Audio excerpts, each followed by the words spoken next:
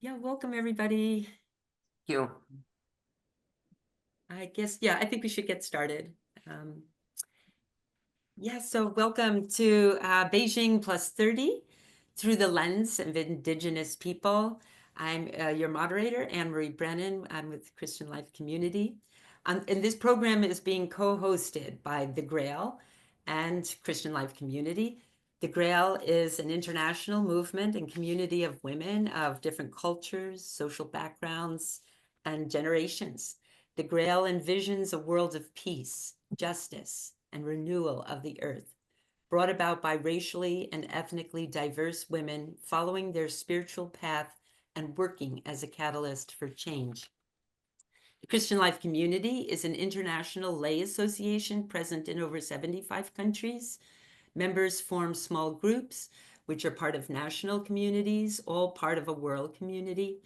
Their charism and spirituality are Ignatian, and their way of life is marked by a simple lifestyle and solidarity with the vulnerable, integrating contemplation and action in a spirit of discernment. So we are delighted, we're very pleased to be part of this UN NGO Committee on the Status of Women Forum, which is evaluating the Beijing Declaration and platform that was developed 30 years ago. So throughout the forum, many of us participating will be listening for how impactful has this document been. And in this particular session, we're looking at how well human rights for women has advanced, especially for Indigenous women and peoples. We do have 4 presentations today by Indigenous women who will share their stories, their experiences, their perspectives of what progress has been made or not made. And our panelists today come from different regions of our world: Ecuador, Papua New Guinea, Eastern Atlantic Coast in Canada, and South Dakota, US. But before hearing their stories, we will pause for an opening prayer and land acknowledgement. Great mysterious one, you have been always, and before you, nothing has been. The star nations all over the universe are yours, and yours are the grasses of the earth. Day in and day out, you are the life of things. You are older than all need, older than all pain and prayer. Great mysterious one, all over the world, the faces of the living ones are alike. In tenderness, they have come up out of the ground. Look upon your children with children in their arms, that they may face the winds and walk the good road to the day of quiet.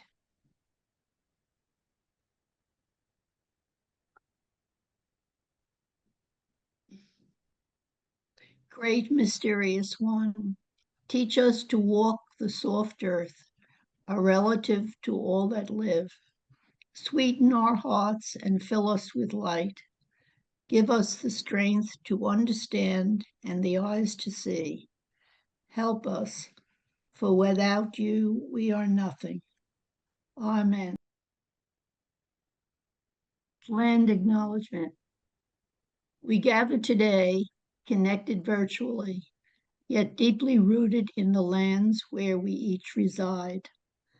We humbly acknowledge the traditional, ancestral, and unceded territories of Indigenous peoples that we stand upon and from which we connect.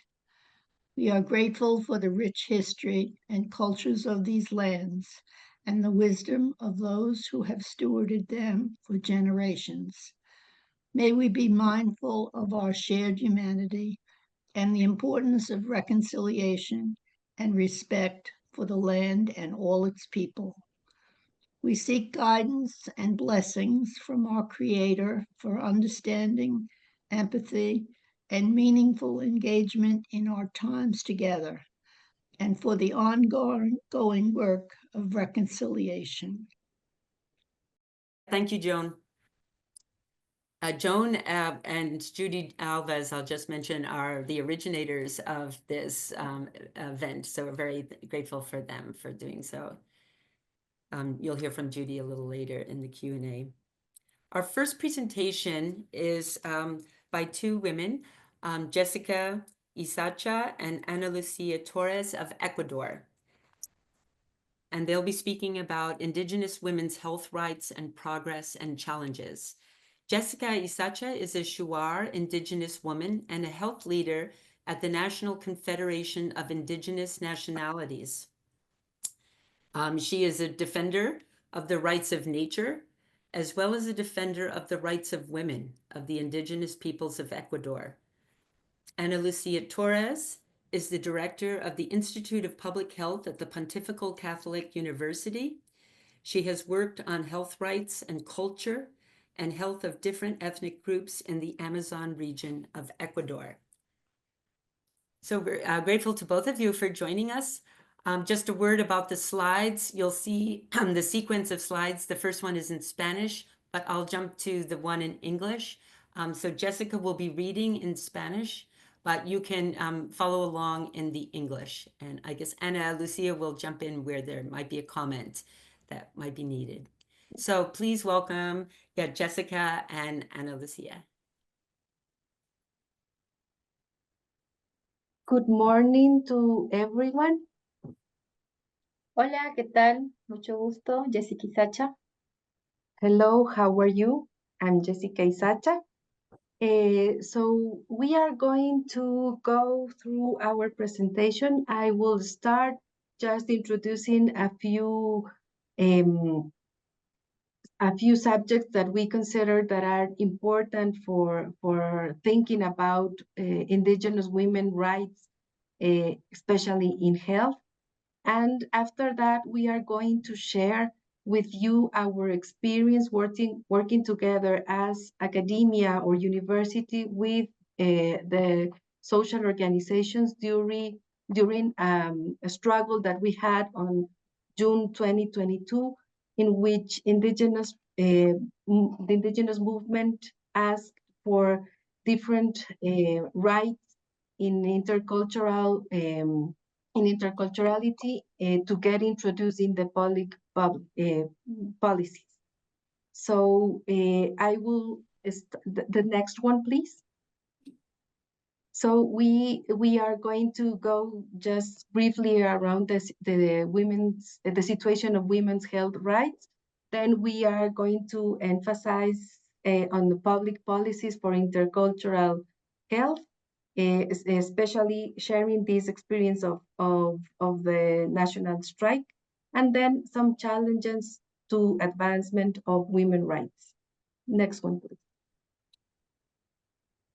So we are very proud of our constitution because it's a big declaration of human rights, and especially I would like to point two of the articles that we consider that is the framework for this presentation.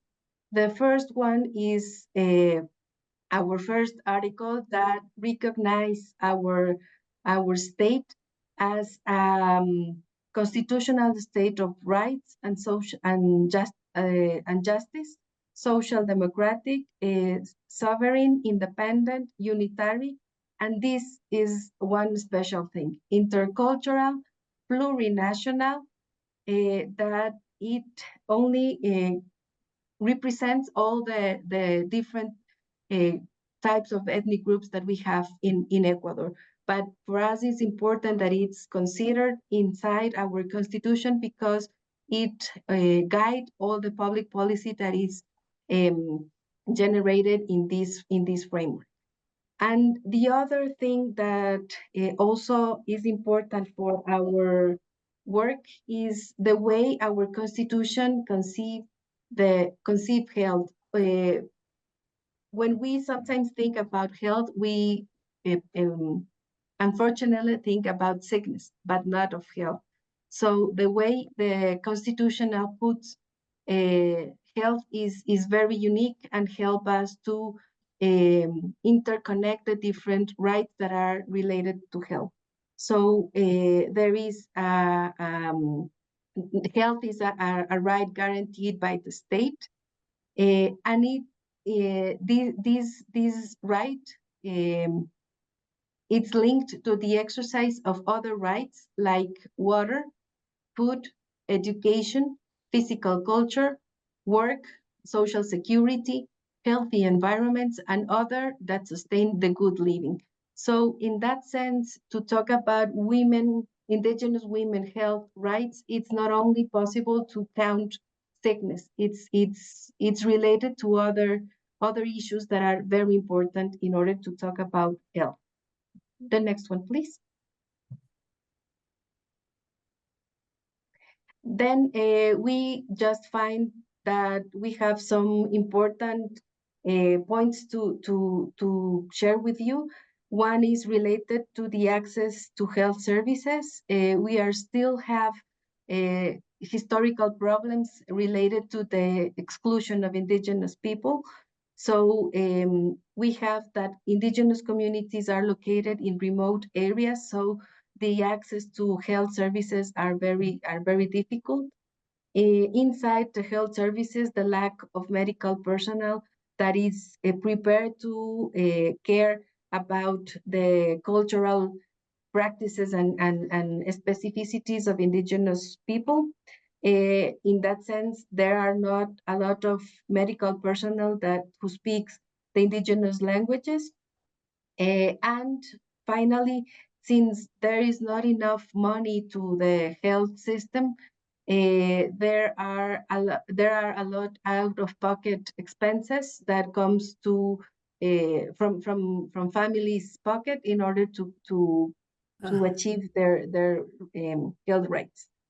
The next point is that we are talking also about sexual and reproductive rights, because we still have a high prevalence of violence, including physical, psychological, and sexual violence, and limitations to access to these sexual and reproductive health education.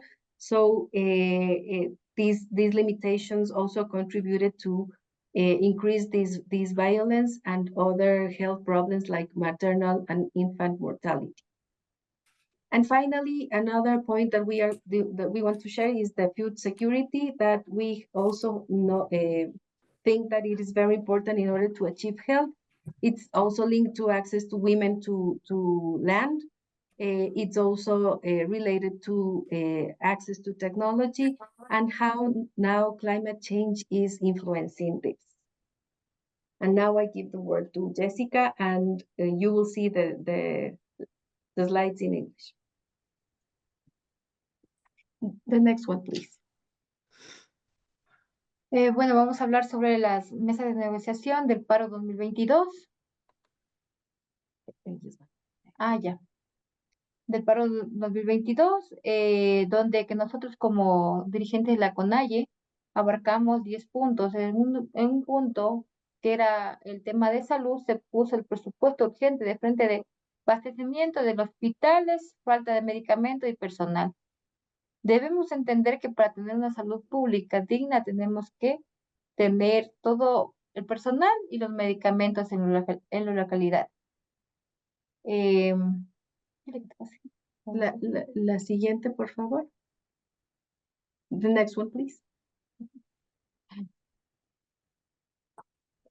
Las políticas públicas para la salud intercultural en la salud. Entonces, en la mesa de diálogo se aportó no solo como dirigentes, sino los 18 pueblos y las 15 nacionalidades del Ecuador, donde se amplió las distintas propuestas, diagnósticos de plan de intervención en núcleos familiares, víctimas en movilizaciones sociales 2019-2022, donde que tenemos que abarcar, y justo como CONAIE, tenemos una asociación que es Asociación Tucumbi, donde que las víctimas de 2019 y 2022 se embarcaron en eso. Igualmente se presentó una propuesta, recursos humanos, red integral de salud, gestiones por resultados, infraestructura, que es muy importante en los pueblos y nacionalidades para tener una salud digna, de nutrición crónica, ya que somos el segundo país en nutrición crónica y está embarcada en nuestros territorios, se llama de pueblos y nacionalidad. Jessica said that one of the points of these negotiation tables was chronic child malnutrition, because we are the second country in Latin America with high prevalence of stunning. So this was important for indigenous people, since they doubled the national prevalence of stunting. Ya. Y salud mental. Rectoría social, vigilancia ginecológica, porque como las mujeres indígenas tenemos cada mujer o cada nacionalidad tenemos una dificultad y una realidad distinta. Entonces nosotros tenemos que ver por el bienestar de nosotros. Salud ontológica integral igualmente se está dando en los territorios, pero tenemos que ver la realidad en la Amazonía, porque en la Amazonía a veces somos de primera y segunda línea que no tenemos salud pública. Queremos tener que los de salud pública lleguen a nuestro territorio y enfoquen la realidad como hace.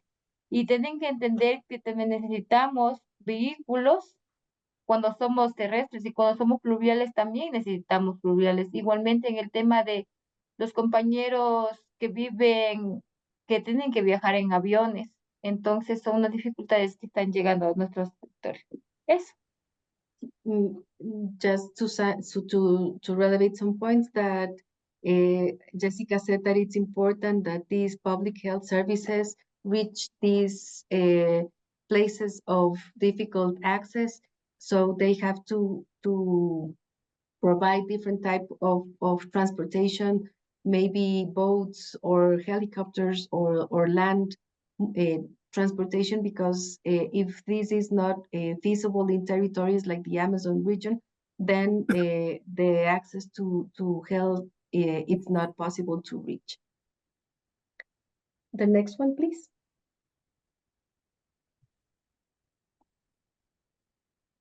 Red de desafíos para el avance de los derechos en la salud de las mujeres indígenas.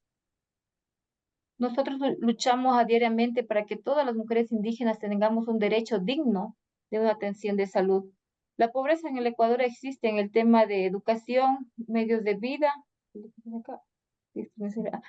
La lucha contra la matriz de discriminación y racismo que existe en el Ecuador, pobreza, educación y medios de vida. Asegurar la participación social de las mujeres, definición de las públicas, definición de las políticas públicas en la salud, recursos para lograr de salud, recursos para el logro de la interculturalidad en la salud. No, en este tema es que nosotros como mujeres indígenas luchamos por tener una salud digna para los pueblos y nacionalidades. Como dirigente nacional de salud de la CONAIE, hemos venido enfocando y hablando de los problemáticos, y eso hablaba con Ana Lu, que nosotros somos las voces de muchas mujeres amazónicas que por el momento no tendrán voces, pero nosotros tenemos que hablar para tener una salud digna en nuestras organizaciones o en nuestras comunidades de base como CONAIE. Jessica said that she, as a indigenous health representative, he is the voice of many other women that right now can't reach these forums, but she feels proud of representing them. Thank you. Thank you so much, Jessica and Ana Lucia. Yeah, it's amazing work that you're both doing to advocate on these really important issues. So thank you. Our next presentation is from Leonilla Wapi of Papua New Guinea. She is a proud Melanesian woman from the South Pacific. She is from the island of Papua New Guinea, has been an advocate for over a decade, and is passionate about community-led initiatives, environmental sustainability, and land rights. She volunteers where necessary to assist in the bridging the funding gap between the corporate giants and the grassroots through networking. She works with several nonprofit organizations, including the Grail, Red Cross, Optimist International, Youths with a Mission, and local NGOs to roll out development programs such as women empowerment, early childhood learning, tuition assistance. She has a bachelor's degree in environmental science and is currently a senior law student. She advocates for the implementation of community-oriented programs and she's here with us today to provide her insight on how her community has progressed since the inception of the Beijing Declaration. So welcome, Leonela.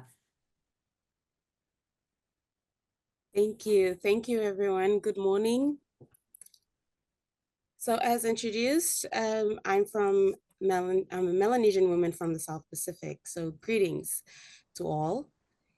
It is my pleasure to be able to join you all in this year's 69th CSW and to be given the opportunity to share my insights on the advancements in gender equality and Papua New Guinean women's rights since the inception of the Beijing Declaration. Now, I come from what is locally referred to as the land of the unexpected. My beautiful homeland, it's classified on a wider scale as a third world nation and is subjected to many, many negative social issues, including political corruption, domestic violence, limited access to basic services. Now, a major hurdle in Papua New Guinea, like many other places, is the struggle to achieve gender equality, or in this case, I will tend to use the word gender equity in a culturally diverse country. So to provide insight, Papua New Guinea is located on the second largest island in the world. It's home to 7% of the world's biodiversity and is considered to be the world's third lung since it houses the third largest tropical rainforest. We're only second to the Amazon and the Congo Basin. So there is over 800 plus languages and the current population stands at 10 million. So approximately 49% of the population is women, to which approximately 80 live in rural settings and only 20% are found in the urban centers. Now, mind you, the urban centers are what would be referred to in a developed nation as a small town. Now, the culture is very much rich and is still practiced today in the patrilineal and matrilineal societies. So that when I say patrilineal and matrilineal, I'm basically referring to the land. There are societies in which the land is owned by the male, and then there are traditional societies in which the land is owned or governed by the women, so the matriarchs of the society. Now, although it's inevitable that modernization has to be integrated into our traditional practices, in my home country, we don't use the word indigenous. The term indigenous is not found in our vocabulary simply because my people were the first natives there and we have continued to survive on the land through colonization, through the world wars. So to give you a picture of Papua New Guinea, the traditional society achieved functions in a manner that does not demean these sexes. They're not at war to each other. There are practices that would seem not civilized to cultures that are very much different to us. However, the customary practices are engrossed in a way in which it causes a balance in our society. But that also adds to the fact that through Western civilization, we have come to learn that there are certain practices that tend to make the female sexes be inferior to the male. And then there are practices also that tend to make the male species inferior to the women. So it's a give and take back home. So in PNG, the progress towards gender equality is greatly hindered by the culture itself. So it has been very slow, as is similar to other places. To give you a picture, the country is ranked about 160 out of 161 countries on the UN Development Program's this was the last review in 2021 for the Gender Inequality Index. I'll repeat that. My homeland is rated 160 out of 161 on the Gender Inequality Index. This is in 2021, reviewed by the UN Development Programs. So for instance, in terms of women in leadership, the number of women in key leadership and decision-making roles remains as low as women face the cultural and systematic obstacles to participating in political life. So in addition, gender-based violence remains a huge challenge for Papua New Guinea, like most other places.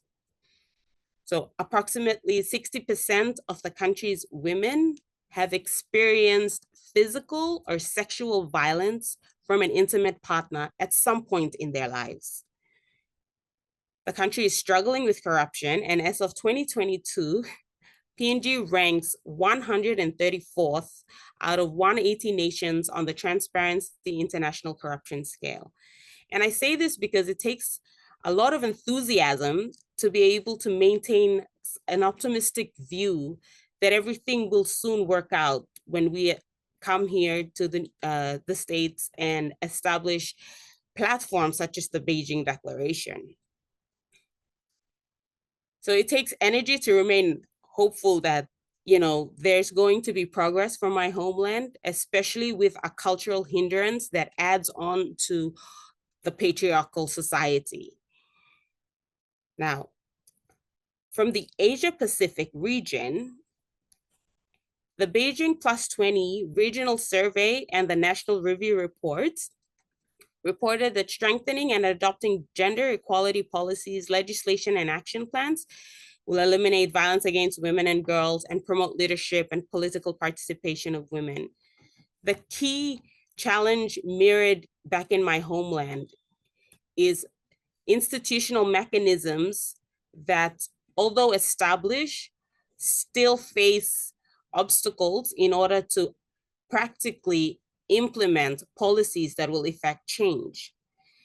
Now, I say this because Papua New Guinea established a national gender-based violence secretariat, which is housed under one of the community development departments. However, the secretariat is subjected to institutional obstacles. So in order to realize or gains in support of gender equality and women's empowerment, PNG further identified the need for comprehensive normative frameworks, gender consciousness and capacity, cooperation and partnership, resources, and above all, accountability. This are to be faced by the Gender-Based Violence Secretariat in order to implement policies to effect change. Now, the country overall has 3 categories that they want to be reported as achievement in the implementation of the platform for action. This is what was reported as an achievement. And my country identified strengthening gender equality in national government and governance, addressing violence against women and girls, and promoting leadership and political participation of women. Papua New Guinea reported this as an achievement towards the 30 years of the Beijing Declaration only under the establishment of the Secretariat. But in establishing the Secretariat, practical implementation of policies have not occurred. So the institutional related obstacles that are hindering the Secretariat to accurately perform include the policy and legislative gaps, because there's a difference within the culture and the Western system itself, resistance to the adoption of gender equality related policies and legislation, again, because of the traditional society and the accurate practice of the culture these days, inadequate communication, coordination, and capacity that impede mainstreaming of gender across the government sector, insufficient and technical financial resourcing, which is a common factor throughout every priority area, and the lack of understanding and appreciation for gender equality among politicians, policymakers, and public servants. And bear in mind that this is not being inclusive of the rural illiterate population, and 80% of the country live in rural settings. Now, a factor that cannot be overlooked that I've been reiterating is the culture of the country. Now, this factor of the culture heavily influences and slows down the progress of PNG women's rights. So in Papua New Guinea and the larger Pacific region, they identified the need to address patriarchy and specifically associated with discriminatory, prejudicial, and confining mindsets, attitude, and values and beliefs. Addressing the obstacle of patriarchy, bear in mind that this is heavily influenced by the culture, is connected to tackling sector-specific issues of gender equality, including violence against women, women in leadership, and political participation. So while all these issues were listed technically under achievements towards the 30 years of Beijing Declaration, the country achieved only the National Secretariat to address gender-based violence. So the sad reality is that institutional obstacles still hinder further progress, although it is an achievement to celebrate that a secretariat was established to specifically address gender-based violence. So in Papua New Guinea and the wider region of the Pacific have recognized violence against women and girls and women's leadership and political participation as challenges to the realization of gender inequality. So in summary, my country still has a long way to go. It has been 30 years, and while that is something to celebrate, the practical implementation and realization of the Beijing platform in Papua New Guinea would most likely require another 30 years to take one step forward. So in closing, as I represent the Grail, I will leave this quote from Reverend Angel Kyoto Williams. As it takes a lot of enthusiasm to hope for a better change in my country or an improvement, Reverend Kyoto Williams says, without inner change, there can be no outer change. Without outer change, no change matters at all. Thank you. Thank you so much, Leonela. That's very comprehensive.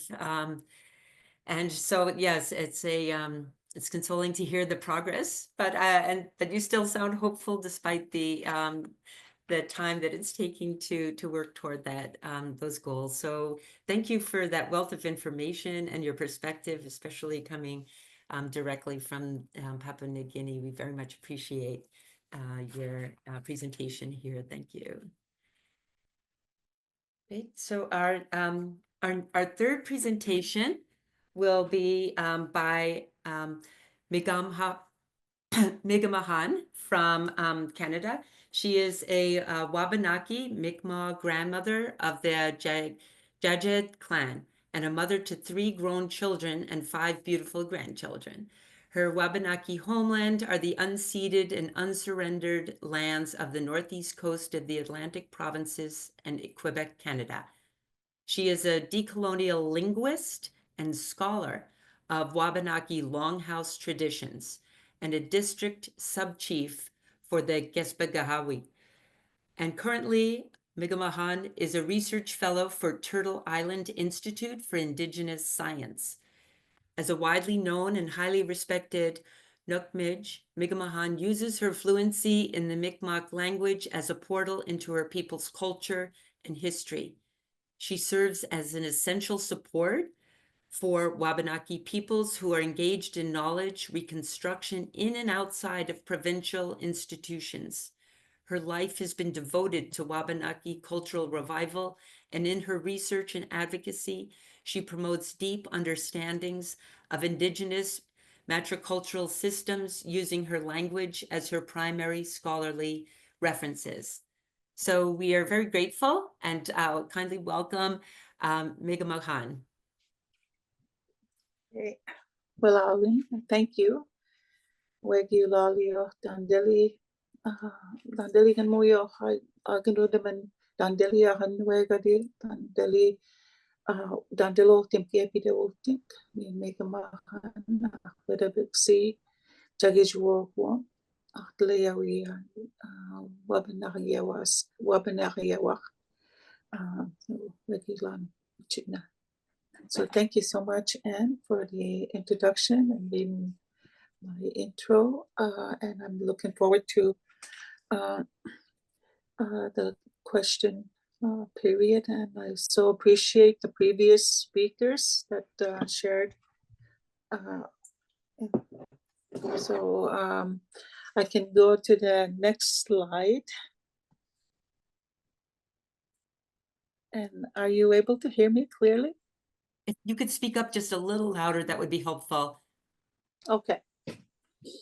Okay, so this is so Migmahan is my name. It's only one name, and that's a challenge in our own country to be able to register our names according to our customary laws. So I am part of our own traditional governance systems, member of the Mi'kmaq district, Kispigawagi, and my focused field is Wabanaki grandmothers, women, healing and leadership, source of language to women being, global matriation participant, validating, uplifting, maintaining Wabanaki treaties and relations. And the image that I selected here is the J Treaty, and those are to respect the boundaries here in our in the country of the U.S. and corporate countries of U.S. and Canada. The J Treaties are partially recognized in the U.S. but not in Canada. So that's a story to be told. I'll go on to the next slide.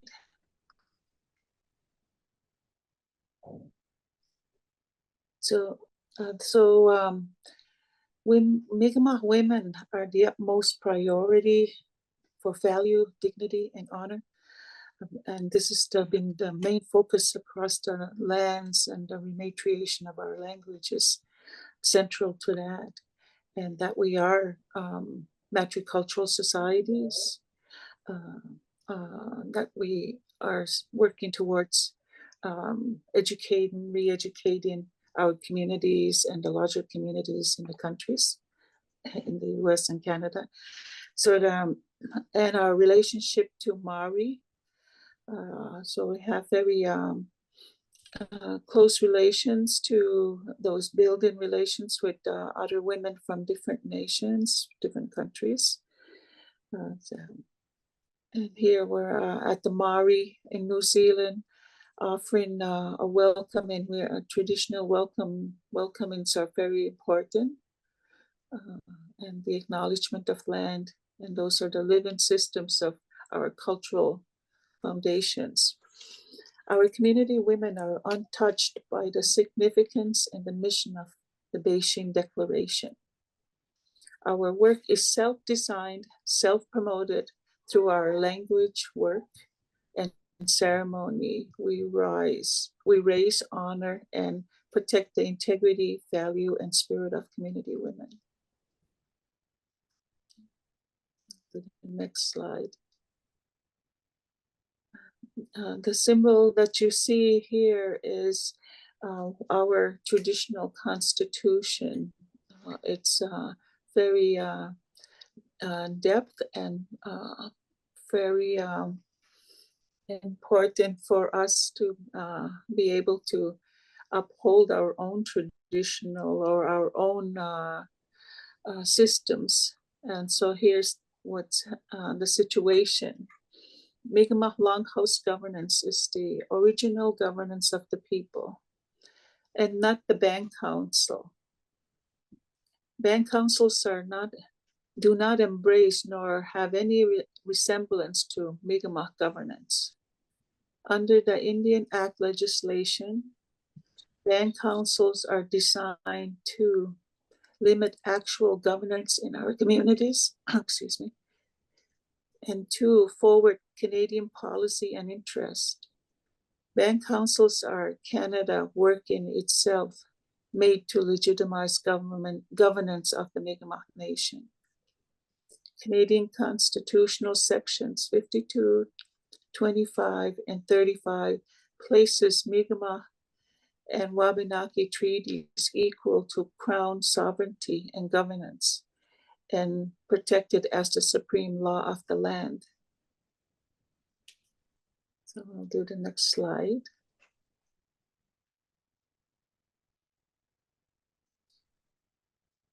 Treaties and inherent rights formalized relationships between the Mi'kmaq and the Wabanaki Confederacy, Crown governance, and the people of Canada.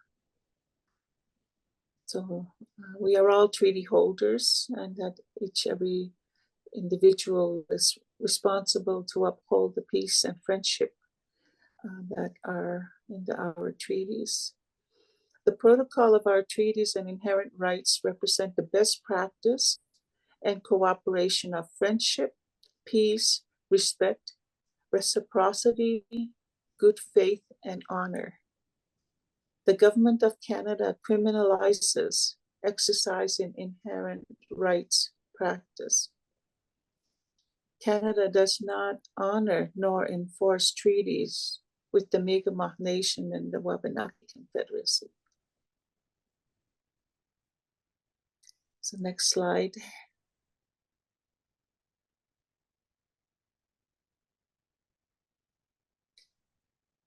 And due to inadequate funding, band councils are unable to fully meet the needs of families. Our families suffer the loss of our inherent natural sustaining economy systems. Band councils officials privatize community allocated monies for personal use. Designed poverty and violence to Indigenous women is Canada's ongoing colonial legacy. Some band officials engage in violence to women, including human trafficking, drug cartels, rape, and murder. Here is a ceremony across in our community that was happening across the country. And here we are with our own niece who was brutally murdered in our community. And so every week we hear news in our homelands of missing Indigenous girls, women, and just anyway, next slide, please.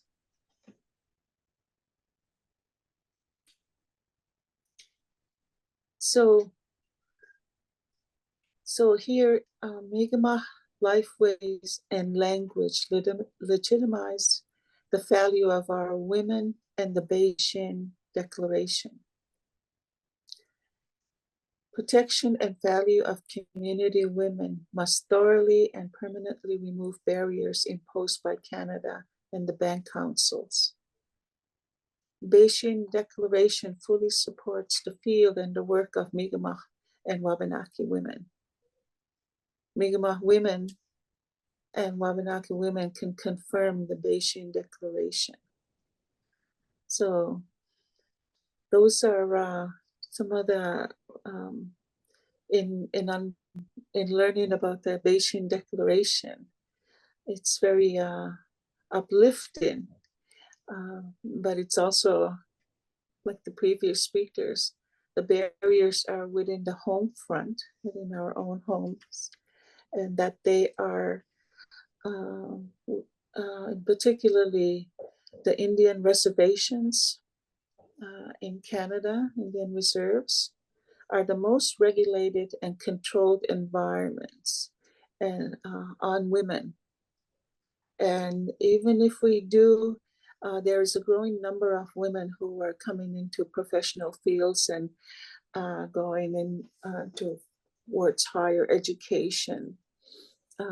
They are going into the colonial patriarchal systems and controlled in there's special seats. Some places, some communities, some provinces provide special spaces for Indigenous women, Indigenous people, but they are under the regime of the colonial and the government or systems. When we have our own traditional governance systems in our homelands, those systems are not recognized, as I shared earlier. So I just had a very brief. There's so much more, and I really appreciate Leonia and the women from Ecuador, South America. Our voices are woven together, and so those other areas are more detailed and covered, but our stories are very much the same. So I will end there, and thank you so much for this time with Eulalio.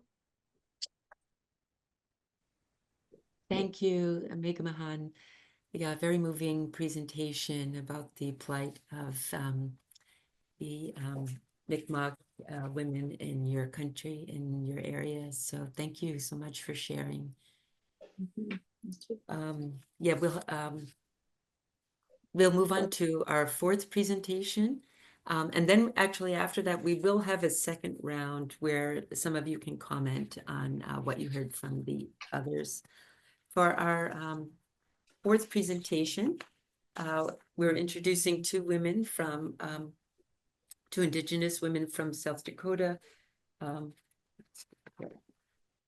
Jenny Blackbear and Caroline DeCory. Jenny Blackbear is an enrolled member of the Rosebud Sioux tribe, a proud Sikangu Lakota woman. Maybe we could bring their pictures up simultaneously, Stephen. Okay.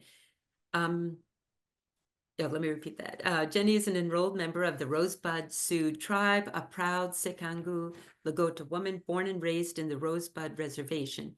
She has been married to her husband, Ben, for 25 years this March. Congratulations. The proud parent and grandparent to 3 children and 2 grandchildren, Jenny has been director of religious education for the St. Francis Mission since 2013. She graduated from the local tribal university of Sinte Gleska University with a Master's of Education degree. Jenny serves on many committees, local and national. She and her husband were 2021 Lumen Christi nominees for the Catholic Extension for the work they do in the communities on the reservation. Jenny works with 4 schools to teach the Catholic faith while incorporating Lakota traditions, language, and cultures into the lessons. She also works with youth group and encourages them to have faith and spirituality. She sees the challenges of daily life for her students and youth members because of the high poverty, addictions, and mental health issues on the reservation. With the support of St. Francis Mission and donors, she is able to continue to work with the children, youth, and families. Caroline DeCory is a proud Lakota and enrolled member of the Rosebud Sioux tribe. She serves as the Director of Advancement for the St. Francis Mission, also a nonprofit organization dedicated to serving the Lakota people on the Rosebud Reservation. And in this role, Caroline advocates for resources and opportunities that empower the Lakota people while honoring their rich traditions and histories. She shares the powerful stories of faith, education, recovery, and cultural preservation, and she actively fosters relationships with supporters, tribal members, and partner organizations. The daughter of a single parent, Caroline comes from a family that values education. Her mother was a first-generation college graduate and an inspiration for Caroline, who earned her degree from the Sinte Glaska University, a tribal university in Rosebud Reservation. For nearly 5 years, Caroline has served as captain of the Rosebud Sioux Tribe Volunteer Fire Department, demonstrating her commitment to protecting and serving her reservation. Her leadership in both nonprofit advancement and emergency response reflects a deep dedication to the well-being and resilience of the Lakota people. So we welcome Jenny and Caroline. Yeah, thank you for being with us. And yeah, we'll open the mics to you. Ihani washte, midaka yapi chante washte na choose api. Lakota yehe toka washtewi imachi api, na washichu yehe Jennifer Blackbird imachi api. Nup kakpa imataha na elwati. Good morning, all my relatives. I greet you with a good heart and handshake. My Lakota name is Woman with a Good Attitude, and my English name is Jennifer Blackbear. I am from the Two-Strike community, and I currently live in the Two-Strike community here on the Rosebud Reservation. Thank you for inviting us to be a part of this discussion and for sharing about our reservation. I am an enrolled member of the Rosebud Sioux Tribe, the Sichangu Lakota. We are the Burnt Thigh Nation. We are one of the Lakota tribes here in South Dakota, one of 7. And our reservation spans 4 counties in South Dakota, and we have 20 communities on our reservation. And we have about, I think the numbers have changed, probably almost 35,000 enrolled members living on and off of our reservation. In many Native communities, the issue of gender equality is complex, with historical oppression and colonial legacies impacting traditional gender roles and leading to inequalities that still persist. And we still see that today on our reservation, although, you know, in our culture, the Lakota culture, women are sacred. We were taught that women are sacred because we are the life givers of our nation. And so some of the things, there's so many issues that we could talk about, so many issues to touch on. And I just wanted to talk a little bit about education and about our health and the importance of that here on our reservation. What we see, there are so many issues that affect the lives of our Native people. Our reservation is a big reservation, and we travel many miles to get anywhere. The women here are very powerful. As like I said, we're the life givers to our people. And in the last 30 years, things have changed. You know, we are lucky as far as like education that we have a local tribal college where our people can go and get educated. I hear stories of our women who would walk to work, walk to school to finish to get their education. We travel, like I said, many miles. I am currently here in Rosebud, which is about 10, 12 miles from Mission, where the college is, and St. Francis, where Caroline is probably about 22, 23 miles to the college. And we would have women walking to class to get their, you know, to get their education. We as a Native people, we have treaty rights for our Native people, and these are legally binding agreements with the US government that said they would provide education, health care, you know, all of these resources for our people, and we still lack that here on our reservation. So we struggle with many, many things here on our reservation. Of course, we have our tribal sovereignty, and I can honestly say that, you know, women equality, women empowerment is very successful here on our reservation, because this past year we recently elected our first woman president for our tribe and our first woman vice president. And so our women are really, you know, being empowered here. We're doing the best that we can, even though we struggle with a lot here on our reservation. We see a lot, and we're just a small part of this. You know, I work for the St. Francis Mission, and one of our big struggles is the boarding school. We did have a boarding school, here on our reservation, and that was a big effect. Still a challenge today, you know, on our reservation. We hear the stories, many stories that come from that. But we're still here, we're still striving, and we're pushing to, you know, give our children some spirituality, some faith. And so that's my job here. You know, what I do, not only am I working at that, but I always tell people I'm a proud Lakota Catholic, because I'm a Lakota person first, and I'm teaching our Catholic faith, and I am encouraging our people to continue working, you know, practicing our Lakota cultural ways, but also to incorporate our faith. So my whole goal, you know, in working in what I do is to teach our children to continue to work, especially our young women in our youth group and in all our classes that I teach, to go to school, to continue working, to go to school. We have the opportunity here on our reservation. Like I said, we are really fortunate. We have a tribal college where people can go on and go to school. I am a first generation graduate in my own family to go on to school and get my education. And it's because of, you know, our tribal college, I was able to go on to school and receive my degree. And so I really encourage my own children to continue going to school to receive their degree. And the importance of that, you know, in order for us to do anything here in our lives, even though we live here on a reservation, you know, is to get our education and to further our education. We've had many challenges. Our poverty level is very high. Our health is not very good here, our healthcare, and the importance of education, you know, we really stress that because we want our kids to be able to do something and to make a difference here in our communities. And like I said, the past 30 years, I have seen improvement here, looking back and then hearing the stories of our women and how they've struggled and how they've overcame that and how they're working to do better in our communities. We see a lot of women leaders in our community now. And so I think that, you know, in this past 30 years, we've come a long way in a sense, but we are still struggling as a nation, as a tribe, because of, you know, where we are. We're on a reservation. We travel far to get anywhere, to our, you know, to the airport, 2.5 miles to do anything, into like a city to do anything. So we are located rurally. So, you know, we do have those struggles, and our healthcare, our education, all of this is being threatened now today. And so we really worry about this continuing for our people. And because of these treaty rights,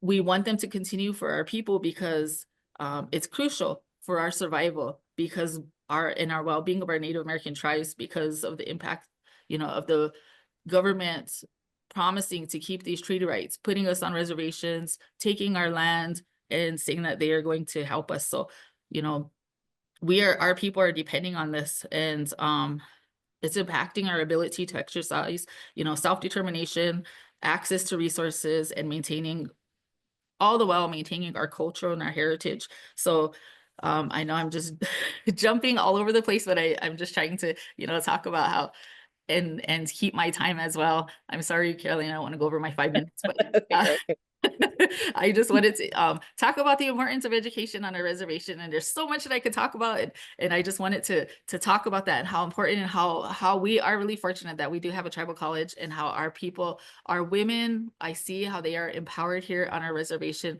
with the fact that we do have a local college, and that we do have the opportunity here to go on to college and to obtain our degrees and to continue teaching. We see a lot of women in leadership roles on our reservation in all of our different tribal programs. And our poverty, our economic status here is really low, but our tribal government is a big part of how our people maintain their livings. Not only that, but with our local Indian Health Service hospital, and then our local school district. So that's how, you know, those are the main jobs besides our smaller programs. Like Carolyn and I are fortunate to work for the St. Francis Mission. So we are able to work and provide for our families. So Great. Thank you so much, Jenny. Yeah. So yes, thank you. Yeah, we'll circle back again and get for Okay. other comments, but yeah, let's move on to Caroline.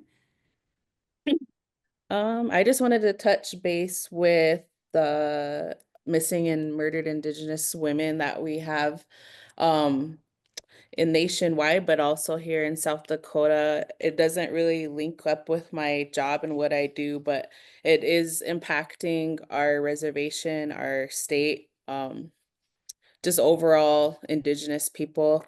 I wanted to read a quick statistic from the Urban Indian Health Institute. There are 5,712 cases of missing and Indigenous Native American women and girls since 2016, and only 116 of these cases were actually logged into the U.S. Department of Justice database. Many of these cases go unreported or uninvestigated due to jurisdictional complexities, lack of resources, and a systemic issue. So just that statistic alone is very alarming. It is for our Native Americans in general is very sad. It made me really sad when I was doing research on this subject. Just here in South Dakota, missing Indigenous, there are over 50 cases and 90% of those cases are female. That was also another statistic I wanted to get out there. As a first responder, I have helped here on our reservation actually search for people who go missing. I was able to help recover a couple of these people that were deceased and still their cases go unsolved. We still don't know who murdered these people, how it became so. We know we have murderers walking among us still here on our reservation. Just 2 hours down the interstate to the west of us is a city called Rapid City, and we have our homeless relatives up there who are being found killed almost every day. We hear of them in our local news, but none of them go solved. They're all unsolved to this day. I just wanted to just touch base of how you don't hear of our people on the headline news, like the recent Gabby Petito case that's heard everywhere nationwide. CNN, Fox, they're on all of their news stations. There's now a Netflix series on her, but you don't hear of the Native American missing cases and murdered cases like you do with them. On our reservation, we hold multiple memorial walks in memory of these people to keep them alive or keep their memories alive. Trying to look at all my stats. I think the reason why why there's such a high number is the lack of media coverage, inadequate law enforcement responses, the tribal, state, and federal law enforcements, they often lack coordination with each other, leading to all these cases slipping through the cracks. And just the location of where we are, we're right along the main interstate of the country. We're close to the cities that are very, very racist towards our people. By the way, I proved all of this yesterday. But yeah, that's what I have. I think I went over my 5 minutes, but I just wanted to touch base. I was trying to get in contact with our local police department to see actually how many murdered and missing women we have here on the Rosebud Sioux tribe. I wasn't able to get a response back, but I know the number is high. We just recently had, I think, 2 murders in the past 2 weeks here on the reservation, and they're still unsolved. But I just wanted to leave you with a quote. We are not voiceless, we are not invisible, and we will not be forgotten, and we will continue to fight to solve all our cases here. Thank you very much, Caroline. Yes, so sorry to hear about those cases, but I'm encouraging to have voices like yours with memorial walks, keeping those issues alive and hope for. Sorry. Good. So what we'll do now is we'll transition to the second round. And in the second round, each of our panelists have an opportunity to share some comments on what they heard from one another. We're going to limit this to 1 or 2 minutes in the interest of time. But as we begin this part to our participants here on the call, if you have a question that you'd like to ask of one of the presenters, we will have a Q&A following this part of round 2. And so we invite you to post any questions in the chat and do identify which person that you would like the question directed to. And Judy Alves will curate those for us. Thank you. So maybe with a show of hands, yeah, so if So that would be among our presenters, Jessica or Ana Lucia, or Megan Mahan, or Leonella, or Jenny. Caroline, do you have a comment on what you heard from any of the other presenters here? Yeah, you can feel free to talk. If Oh, you... okay. What was the question? So the question is if there's a comment that you have based on what you heard from some of the other presenters.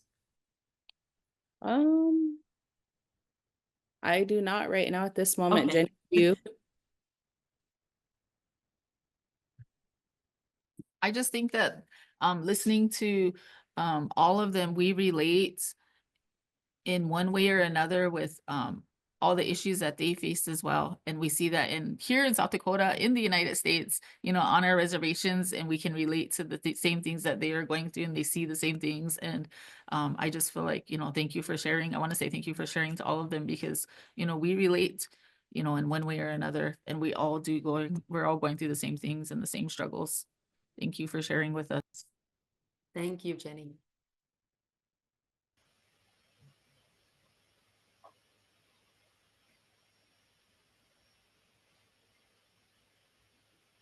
Ana Lucia? Okay, let me see. Yeah.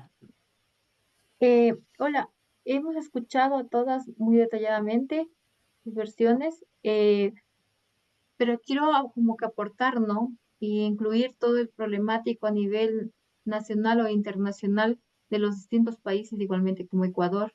Tenemos el problema de feminismo, femicidio en los territorios ecuatorianos. Tenemos las desapariciones de mujeres, niños, niñas, adultos, que engloban, ¿no? Es una lucha constante que en el Estado ecuatoriano puede responder eso.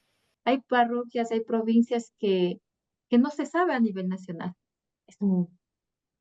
Jessica said that we have heard what all the panelists have shared, and she feel identified with all of them. But she was touched especially with these experiences about people disappeared or missing people that we are also struggling here in Ecuador. And there's a lot of female dying, and it's not, it doesn't have a sense of just for being women to be endangered just for that thing. Mm-hmm. And what I want to share is that listening to the different stories of women fighting for their rights, I want to say that there's a different type of institutions working together to reach women rights. For example, what Leonella said about a national secretariat that work for women rights, the other things, NGOs or institutions from the same indigenous groups that are struggling. So what I carry in my heart is that all these rights would not be possible if there is not a fight for them with different actors. Thank you. Mm-hmm. Mm-hmm. Yeah, thank you. Thank you. Leonilla? Yes, thank you. I just wanted to remark that when Jenny presented and was emphasizing education, that really resonates with me from across the Pacific Ocean all the way, and you're here in America, that yeah, because back home 80% live in rural areas, that education is not prioritized, and the few schools that are available are there's like quota, and then there's nepotism that comes in. So yeah, education really is a struggle, and it's very comforting to know that, okay, there are, you know, the fight is still going on even in America. So I appreciate you sharing on that. Thank you. Thank you.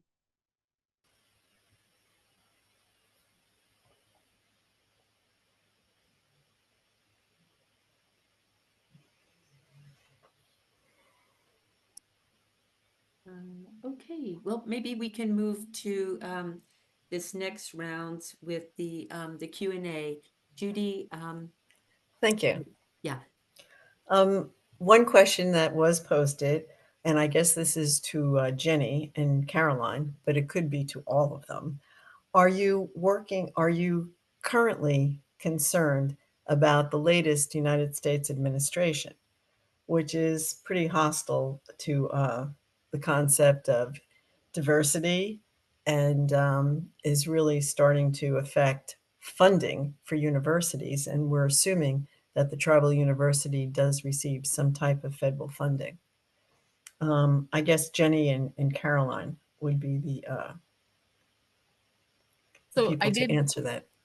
I did post my response in there, but yes, I am worried. We haven't heard anything locally yet, and we do know people that work at the college. So I've been reaching out and asking, have we been affected by this yet? I do know my own daughter goes to school at Haskell Indian Nations University in Lawrence, Kansas, and they were affected greatly. They had to let go 35 of their staff because of this. And so their staff is working overtime to cover all of those classes where these instructors were let go, and so they were affected by this. And so I worry about, you know, our funding for our tribal funding. For sure that was froze, something happened, and like I said, because of our treaty rights made with the government, you know, we were promised this. We were promised to be taken care of as far as like our health, our education, you know, and all our different programs, and we're seeing that we're being affected by this now, you know, within our government. And so that's scary for us. Like I said, our people, you know, we're trying to be independent, but you know, we live in a rural area.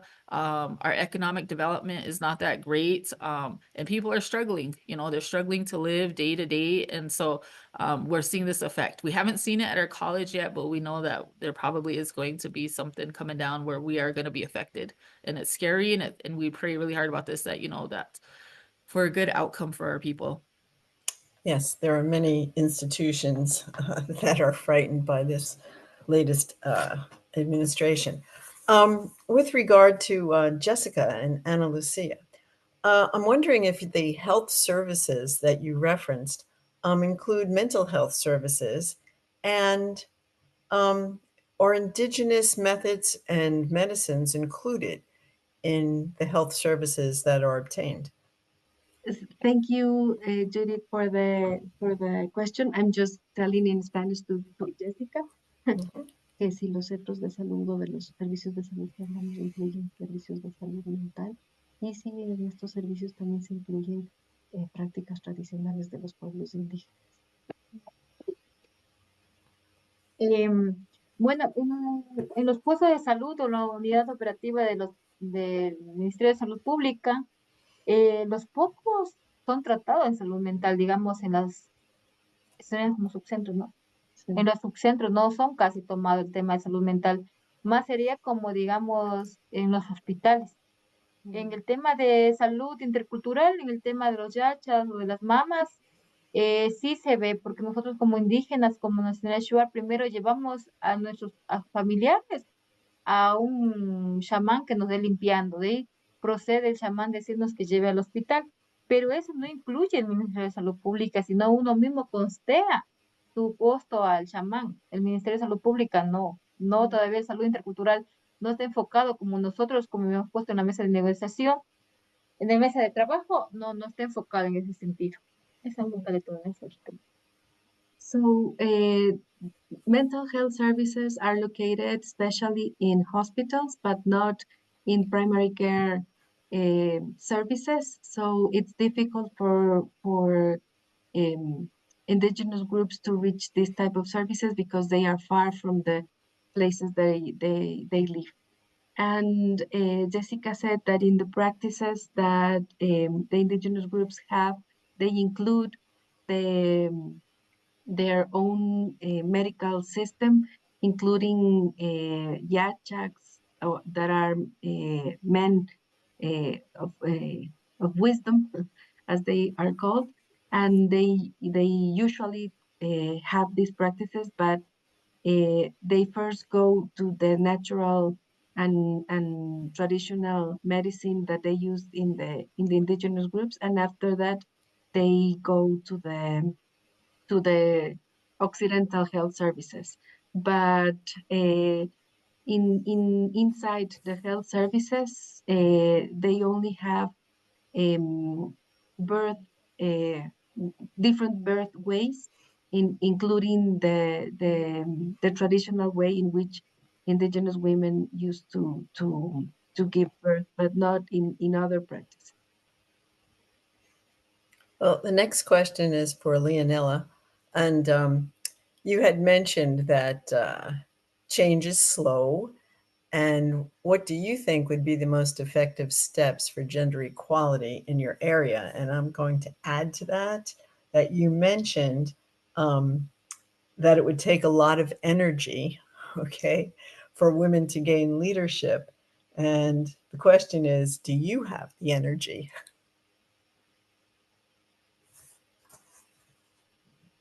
Thank you, Judy, for that questions. Okay, so thank you for those two questions. They're actually very much linked. So what I think would be the best approach would be to involve women in decision-making spaces.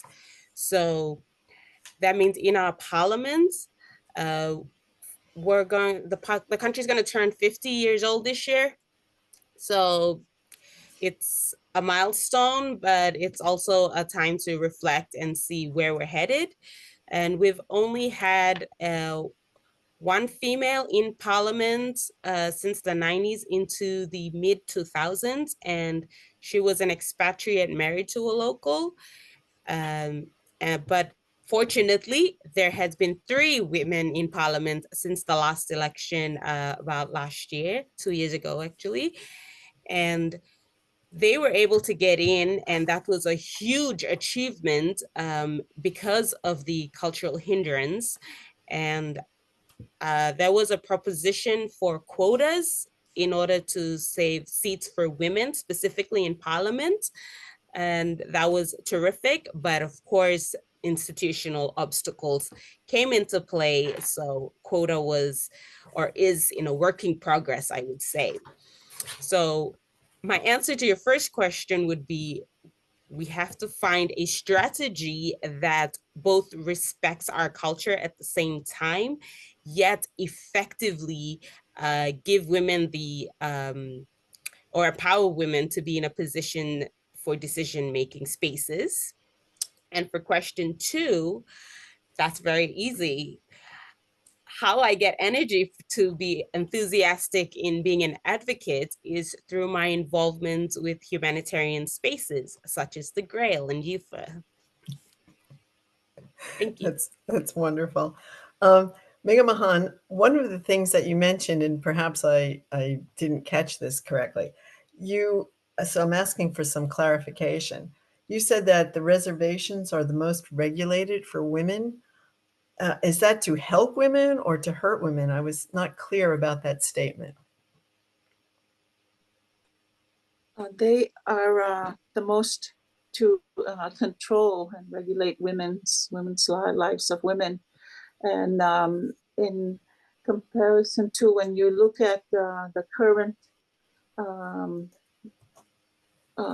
relationship with Indigenous people in Canada, a lot of them, as I explained, was that the Indian Act, Canadian policy is now that's overcast or dominating the traditional governance systems that are in place, but they're not recognized.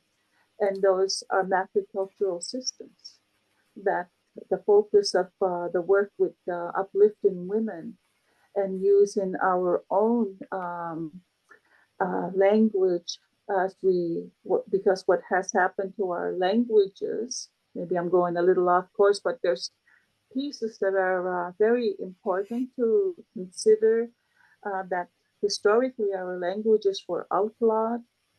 And when the missionaries and the scholars that arrived, what they did is they started to record the indigenous languages. Therefore, they did what they've done to women physically in health. They sterilized and removed the heart and the women from the language, which is really founded, our language, Indigenous language, Mi'kmaq, Wabanaki languages are very feminine centered. And so our governance systems are it's all maternal. Our clan systems are maternal leaderships, which are grandmothers. And so that are in those treaty, peace and friendship, our Indigenous governance systems are no longer recognized. And so the imposed systems that are in the reserves are federal, Canadian federal law, Indian Act is come on. And then now the bank councils that I referred to are the federal staff, they're the administrative body for the federal government.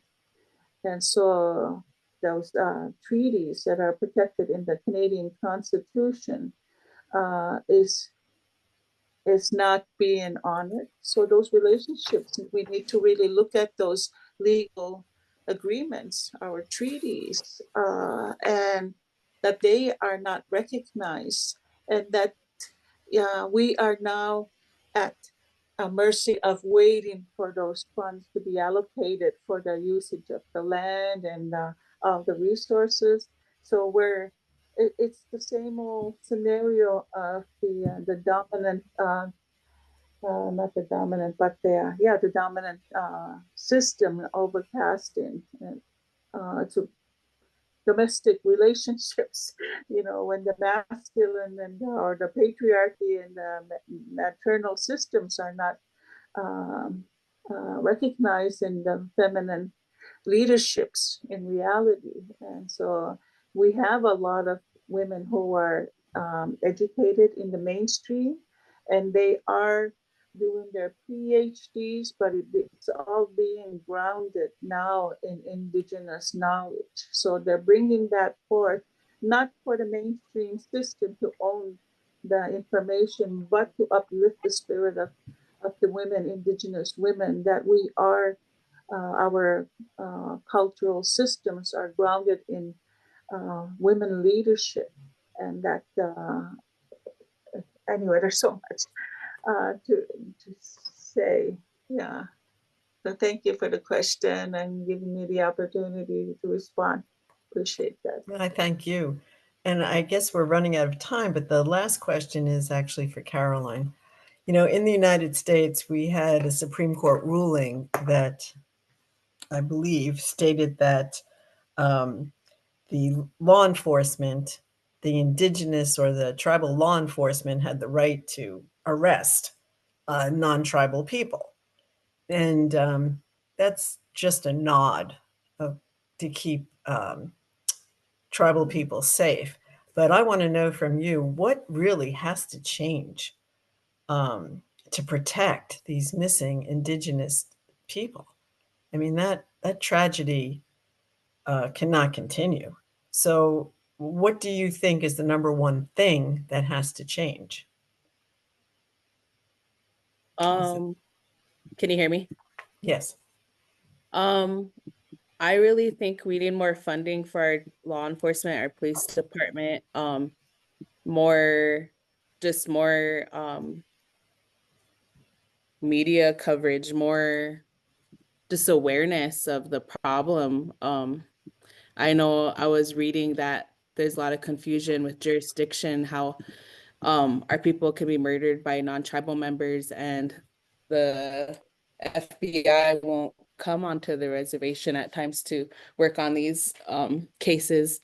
They leave it up to the reservation police department and it gets swept aside really easy. We just had an individual male get ran over last week, and there was a confusion on who covers that case, and it's still unsolved who actually ran over him. And I think it's just the lack of law enforcement on each side, federal and tribal. Like even here as a first responder, there was a female that went missing, and it took maybe about a week and a half for our law enforcement to go and actually search for her, and it lands in the family's side to actually conduct their own search parties. And that's where we come in as volunteers to come and help the families, and most of the time we do end up finding them and not the law enforcement here. So I don't know if that's the problem nationwide, but that's the problem here on our reservation. It's very tragic.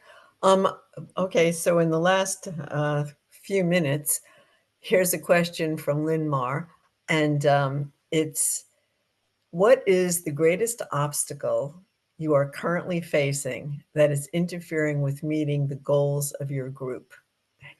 Big question, and I'm asking for a short answer, and I guess we could start with Anna.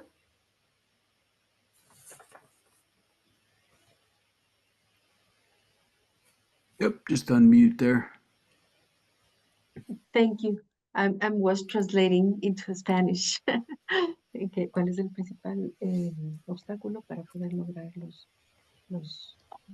metas del grupo de las mujeres indígenas para mejorar? Maybe someone can start after. Okay. Thank you, Judy. Okay. Mega Mahan, what would you say is the greatest, the top priority? Oh, I'm so sorry. I was just responding to a question. Can you repeat that again? Yeah, so the question is, what is the greatest obstacle you are currently facing that is interfering with meeting the goals of your group?